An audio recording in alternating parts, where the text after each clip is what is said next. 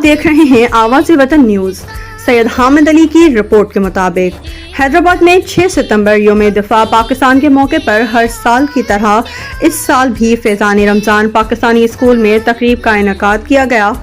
तकरीब में तिलावत कुरान पाक और नातो रसूल मकबूल सल्लल्लाहु अलैहि वसल्लम पढ़ी गई और परचम कुशाई भी की गई। उस मौके पर फैज़ान रमज़ान पाकिस्तानी स्कूल के रूह रवां इंटरनेशनल सूफी उमर दराज पाकिस्तानी अलमारूफ मस्तान शाह बाबा का कहना था कि हमारी अफवाज पाकिस्तान ने 6 सितंबर 1965 को दुश्मन के नापाक अज़ाइम को अपने पैरों तले रोंद दिया था और दुनिया पर यह बात साबित कर दी थी कि अफवाज पाकिस्तान और पाकिस्तानी अवाम वतन अजीज़ मुल्क पाकिस्तान के दिफा के लिए कोई भी कुर्बानी देने से दरीग़ नहीं करेगी।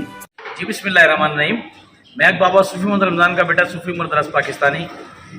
जैसा कि आपको मालूम है कि आज 6 सितंबर का दिन है और ये वो दिन है कि अल्हम्दुलिल्लाह इस दिन को हम इस तरह मनाते हैं कि जैसे एक मनाने का हक है, क्योंकि ये दिन वो दिन है जो इंडिया दुश्मन ने 1965 के अंदर कहा था कि हम लाहौर के अंदर नाश्ता करेंगे। तो अल्हम्दुलिल्लाह हमारी फ़ौज ने और हमारे पाकिस्तानी अवाम ने और हमारे शहीदों ने अपने लहू से ये साबित कर दिया कि उनको लाहौर में नाश्ता क्या बल्कि उनको जान छुड़ाना भारी पड़ गई थी और अपनी निशानियां छोड़ कर गए थे जो आज तक आबाद हैं। और आज अब बच्चों के अंदर ये जज्बा पैदा किया जा रहा है कि बल्कि पैदा के साथ साथ ये बात की जा रही है कि 6 सितंबर हमारा एक यौम दिफा दिन है।